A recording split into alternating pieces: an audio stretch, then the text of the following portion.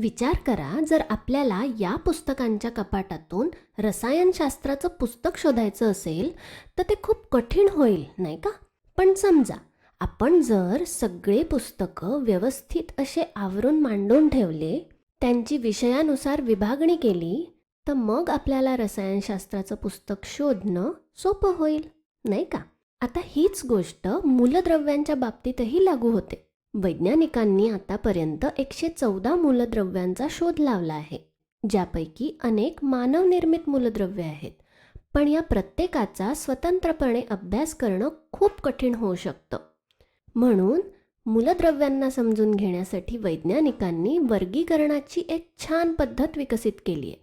ठीक आहे, मग आता असं आहे की मूलद्रव्यांचे वेगवेगळे गुणधर्म एका ठराविक काळानंतर पुन्हा पुन्हा तसेच दिसून येतात आणि म्हणून या गुणधर्मांच्या आधारावर मूलद्रव्यांचे वर्गीकरण केले जाते. मग आता हे कसं केलं जाईल बरं? तर पहा, हे गुणधर्म पुन्हा पुन्हा तसेच दिसून येतात, बरोबर? म्हणजे या गुणधर्मांचं आवर्तन होतं पुन्हा पुन्हा, आणि म्हणून याला आपण आवर्ती वर्गीकरण असं म्हणतो, कारण गुणधर्मांची इथे पुनरावृत्ती होते. आता या आवर्ती वर्गीकरणातला विकास अनेक वेगवेगळ्या शास्त्रज्ञांनी केला. त्यांच्यापैकी चौघांबद्दल या व्हिडिओमध्ये आपण बोलणार आहोत. तर डोब्रेनरच्या त्रिकापासून आपण सुरुवात करूया. डोब्रेनरचे त्रिक ही सगळ्यात प्राथमिक पद्धत आहे, ज्याला त्रिकांचा नियम असं म्हणूनही ओळखलं जातं. तर डोब्रेनरने काय केलं, समान रासायनिक गुणधर्म असलेल्या 3 मूलद्रव्यांचा एक गट तयार केला आणि या मूलद्रव्यांची मांडणी त्यांच्या अणुवस्तुमानाच्या चढत्या क्रमाने केली. उदाहरणार्थ लिथियम, सोडियम आणि पोटॅशियम हे एक डोब्रेनरचं त्रिक आहे. त्रिक म्हणजे काय? 3 मूलद्रव्य असल्यामुळे याला त्रिक म्हणतात. ठीक आहे, त्रि म्हणजे 3, बरोबर? तर इथे लिथियम, सोडियम आणि पोटॅशियम यांना एका गटात ठेवलं. आता इथे लिथियमचं अणुवस्तुमान आहे 7, सोडियमचं 23 आणि पोटॅशियमचं 39. मग आता इथे गंमत अशी आहे की लिथियम आणि पोटॅशियम यांच्या अणुवस्तुमानांची जर आपण सरासरी काढली, म्हणजे 7 अधिक 39 भागिले 2 असं केलं तर आपल्याला 23 मिळतं, जे यामधल्या सोडियमचं अणुवस्तुमान आहे, बरोबर? पण आता हे पहा, ह्यामध्ये अनेक त्रुटीसुद्धा आहेत. हे फक्त काही मूलद्रव्यांसाठीच लागू होतं, त्यामुळे हा नियम एक योगायोगच आहे असं म्हणायला काही हरकत नाही. त्यामुळे यानंतर पुढे आहे न्यूलँड्सचा अष्टक नियम. बरं, आता आपण याला अष्टकांचा नियम असं का म्हणत असू बरं? तर पहा, हे आहेत वैज्ञानिक अलेक्झांडर न्यूलँड्स, आणि यांनी अष्टकांचा मनोरंजक नियम सांगितला. भारतीय संगीतात सा रे ग म प ध नि सा असे स्वर असतात, बरोबर? सा पासून सुरू झाल्यानंतर 8वा स्वर पुन्हा एकदा सा असतो, तर साची पुनरावृत्ती होते. न्यूलँड्सच्या अष्टकांच्या नियमात सुद्धा मूलद्रव्यांची मांडणी त्यांच्या अणुवस्तुमानाच्या चढत्या क्रमाने केली गेली आणि प्रत्येक 8व्या मूलद्रव्याचे गुणधर्म हे पहिल्या मूलद्रव्यासारखेच होते. ठीक आहे, पण हो, न्यूलँड्सच्या अष्टकांचा नियम फक्त काही मूलद्रव्यांसाठीच खरा वाटत होता. उदाहरणार्थ हा नियम कॅल्शियमपर्यंतच लागू होत होता. त्याच्या पुढच्या मूलद्रव्यांसाठी न्यूलँड्सचा हा नियम फसत होता. म्हणून मग पुढे आली मेंडेलीव्हची आवर्त सारणी. मेंडेलीव्हला आवर्त सारणीचे जनक म्हणून ओळखले जाते. दिमित्री मेंडेलीव्हच्या काळात 63 मूलद्रव्ये ज्ञात होती, म्हणून त्यांनी त्या 63 ज्ञात मूलद्रव्यांची एका कोष्टकात त्यांच्या अणुवस्तुमानाच्या चढत्या क्रमाने मांडणी केली. आता मेंडेलीव्हच्या आवर्त सारणीमध्ये सुद्धा एक खूप मनोरंजक गोष्ट आहे. त्यांनी दिलेले ते कोष्टक आणि समान गुणधर्म असलेली मूलद्रव्ये त्यांनी उभ्या स्तंभात ठेवली. ठीक आहे, तर अशा प्रकारची ही रचना आहे. इथे आडव्या ओळींना आवर्त म्हटलं जातं. तर यामध्ये 7 आडव्या ओळी आहेत, 1, 2, 3, 4, 5, 6 आणि हा खालचा एक 7. ठीक आहे, तर हे आहेत ते 7 आवर्त. त्यानंतर उभ्या ओळींना गण म्हटलं जातं. इथे उभे स्तंभ 8 आहेत, 8 गण, 1, 2, 3, 4, 5, 6, 7 आणि हे सगळे मिळून एक 8. ठीक आहे, तर असे 8 गणसुद्धा आहेत. तर मेंडेलिव्हच्या आवर्त सारणीतून समोर आलेला सर्वात महत्त्वाचा मूलभूत पैलू हा आहे की त्यांनी हा आवर्ती नियम दिला. मूलद्रव्यांचे भौतिक आणि रासायनिक गुणधर्म त्यांच्या अणुवस्तुमानांचे आवर्ती फल असतात, असं मेंडेलिव्हचं म्हणणं होतं. तर म्हणजेच मेंडेलिव्हची आवर्त सारणी आधुनिक आवर्त सारणीच्या खूप जवळची होती, हे यातून समजतं. ठीक आहे, मेंडेलिव्हच्या आवर्त सारणीचे काही आश्चर्यकारक विशेष पैलू आहेत. जसं की मेंडेलिव्ह काही शोध न लागलेल्या मूलद्रव्यांचा आणि त्यांच्या गुणधर्मांचा अंदाज वर्तवू शकले. उदाहरणार्थ, एका ॲल्युमिनियम, ज्याला आता आपण गॅलियम म्हणून ओळखतो, आणि एका सिलिकॉन, ज्याला आता आपण जर्मेनियम म्हणून ओळखतो, या 2 मूलद्रव्यांचे त्यांनी भाकीत केले होते. तसंच बेरिलियमचं अणुवस्तुमानसुद्धा दुरुस्त केलं गेलं. त्यांना असं लक्षात आलं की काही मूलद्रव्ये अणुवस्तुमानाच्या क्रमानुसार त्यांच्या वर्गीकरणाच्या रचनेत बसत नाही, आणि म्हणून त्यांनी असा अंदाज लावला की काही मूलद्रव्यांचे अणुवस्तुमान अचूकपणे मोजले गेले नसते, आणि म्हणून मग त्यात सुधारणा करण्याची आवश्यकता आहे, हे समजून त्यांनी ती सुधारणा केलीसुद्धा. तर हे ते कोष्टक आहे. आपण याकडे पुन्हा एकदा नजर टाकूया.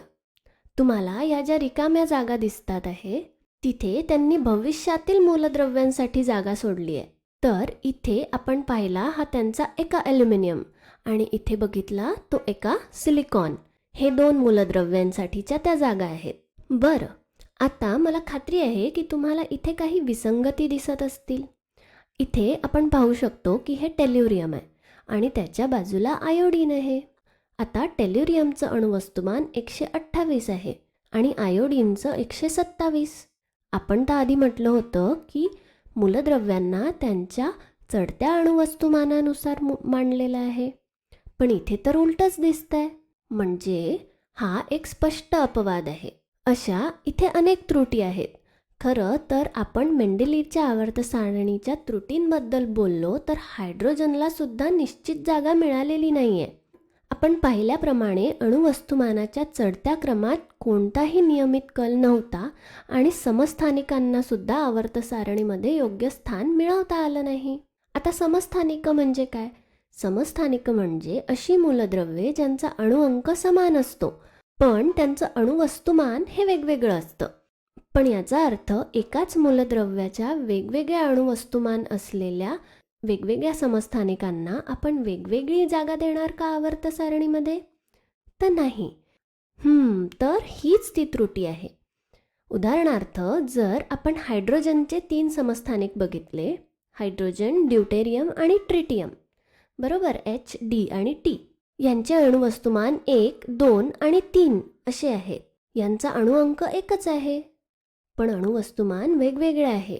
मग या तिघांनाही स्वतंत्रपणे ठेवावं लागेल ना या आवर्त सारणीमध्ये. साहजिकच हे चुकीचं आहे, नाही का?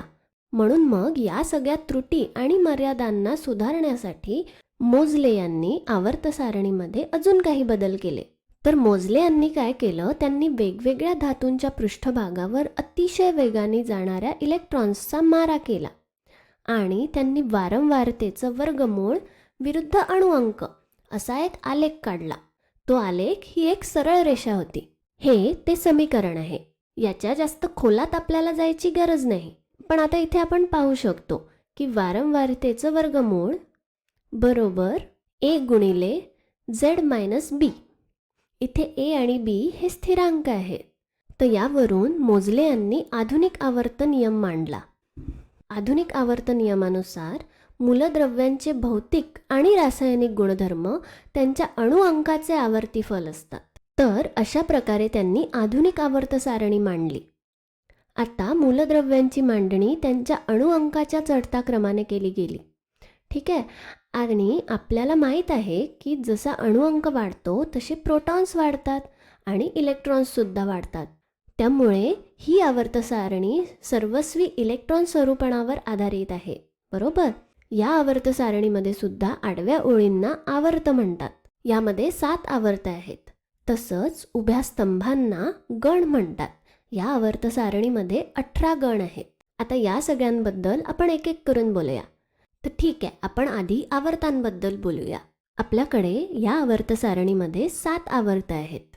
पहिल्या आवर्तामध्ये 2च मूलद्रव्ये आहेत, हायड्रोजन आणि हिलियम.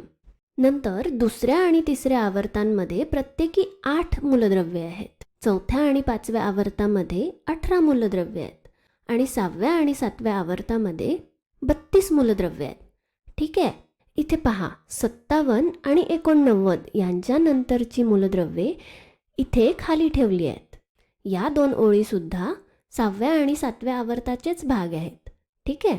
अजून एक गंमत म्हणजे 7व्या आवर्तामध्ये अतिजड मूलद्रव्यांचा समावेश आहे.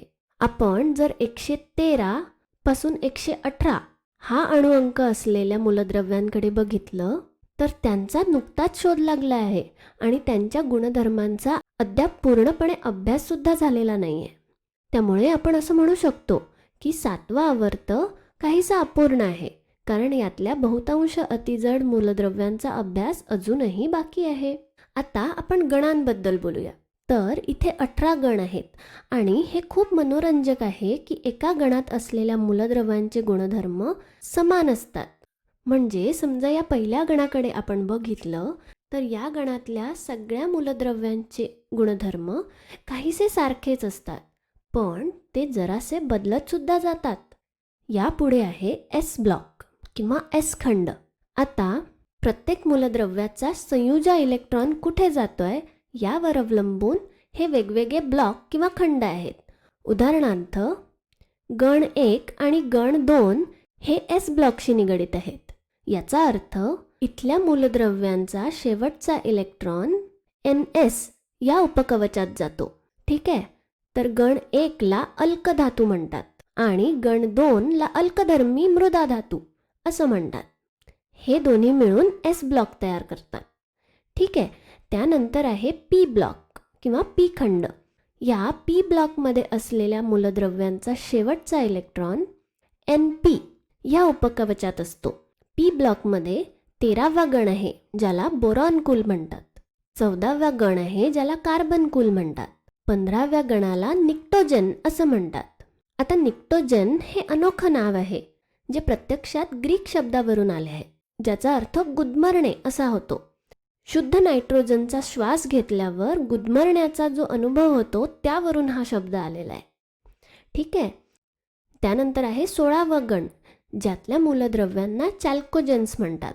आपल्याला माहिती आहेत की जमिनीखाली मिळणारी अनेक धातुके हे ऑक्साईड किंवा सल्फाईडच्या स्वरूपात असतात आणि यावरूनच या गणाला चॅल्कोजेन्स हे नाव पडले. नंतर आहे 17वा गण ज्याला हॅलोजन म्हणतात. हा शब्दसुद्धा ग्रीक शब्दांमधून आलेला आहे. हॅलो म्हणजे मीठ आणि जेन म्हणजे तयार करणे. तर हे ते मूलद्रव्य आहेत जे मीठ तयार करतात किंवा लवण तयार करतात. तर फ्लोरीन, क्लोरीन, ब्रोमीन, आयोडीन यांच्यासारखे हॅलोजन्स धातूंशी अभिक्रिया करून क्षार म्हणजे मीठ बनवतात, नाही का? आपण रोज खातो ते सोडियम क्लोराईड म्हणजे आपलं जेवणातलं साधं मीठ, हे सुद्धा सोडियम या धातूचं क्लोरीनसोबत बनलेलं क्षार आहे, नाही का? यानंतर आहे 18वा गण जे आहेत निष्क्रिय वायू किंवा राजवायूंचा गण. ही मूलद्रव्ये निसर्गतः निष्क्रिय असतात. तर हे आहेत पी ब्लॉकमधले मूलद्रव्य.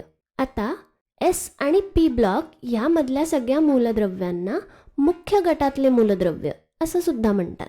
आता यानंतर असतो डी ब्लॉक. जेव्हा शेवटचा म्हणजे संयुजा इलेक्ट्रॉन N-1D या उपकवशात प्रवेश करतो तेव्हा तो मूलद्रव्य डी खंडातला आहे किंवा डी ब्लॉकमधला आहे असं आपण म्हणतो.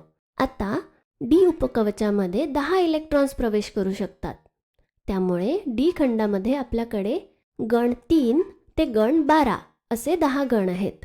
या डी ब्लॉकमध्ये आपल्याकडे 3D श्रेणी, 4D श्रेणी, 5D श्रेणी आणि 6D श्रेणी अशा 4 श्रेण्या आहेत. या डी खंडातल्या मूलद्रव्यांना आणखी एक नाव आहे, ते म्हणजे संक्रमक मूलद्रव्ये किंवा ट्रान्झिशन एलिमेंट्स. असं का? कारण ते एस खंड जो रासायनिकदृष्ट्या खूप जास्त अभिक्रियाशील आहे आणि पी खंड जो तुलनेने कमी अभिक्रियाशील आहे या दोन्हीमध्ये पूल तयार करतो. या दोन्हींमधला तो दुवा असतो, म्हणून त्यांना ट्रान्झिशन एलिमेंट म्हणतात. ठीक आहे. यानंतर आहे एफ ब्लॉक. यामधल्या इलेक्ट्रॉनचा संयुजा इलेक्ट्रॉन N-2F या उपकवचात असतो. एफ उपकवचात 14 इलेक्ट्रॉन्स असतात. त्यामुळे आपल्याकडे 14 मूलद्रव्ये आहेत जे या एफ ब्लॉकचा भाग असतात. यातल्या पहिल्या मालिकेतल्या मूलद्रव्यांना लॅन्थेनाइड्स म्हणतात आणि दुसऱ्या मालिकेतल्या मूलद्रव्यांना ॲक्टिनाइड्स म्हणतात. या दोन पहिली आणि दुसरी आंतरिक संक्रमक श्रेणी तयार करतात. याला इंग्लिशमध्ये इनर ट्रान्झिशन सिरीज असं म्हणतात. असं का? कारण या दोनमध्ये इलेक्ट्रॉन्स हे n-2f उपकवचामध्ये प्रवेश करतात. आपण n-1d उपकवचात प्रवेश करणाऱ्या संयोजा इलेक्ट्रॉनच्या मूलद्रव्यांना संक्रमक मालिका म्हटलं होतं. हे n-2f या उपकवचात प्रवेश करतात म्हणून त्यांना आंतरिक संक्रमक श्रेणी किंवा आंतरिक संक्रमक मूलद्रव्ये असं म्हणतात. ठीक आहे. तर अशी ही आधुनिक आवर्त सारणी असते. या व्हिडिओसाठी इतकंच. धन्यवाद.